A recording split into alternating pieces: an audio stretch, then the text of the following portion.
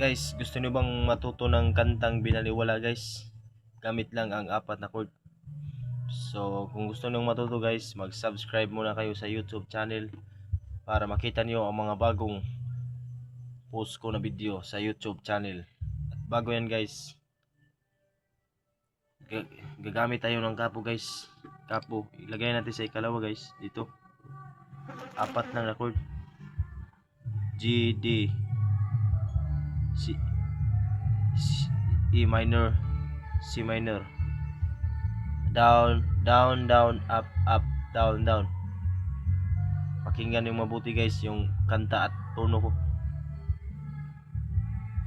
Bakit binaliwala mo ako?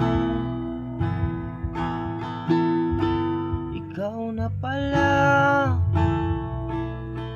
ang may-ari ng damdamin na minamahal ko.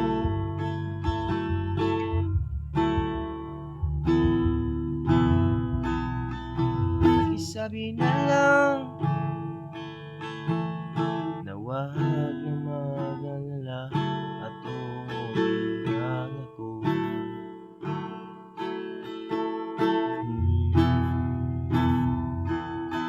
Sabi nga ng iba,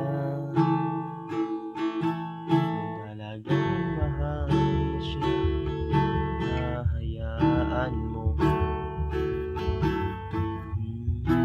Ganun lang kadali guys. G,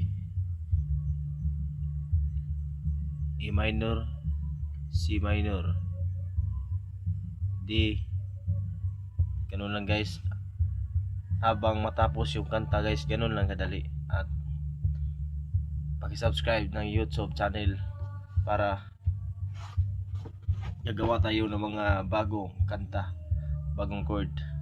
Ngayon guys, hindi tayo makabirit ng malakas kasi gabi na. So God bless. Bukas mag-update ako sa YouTube.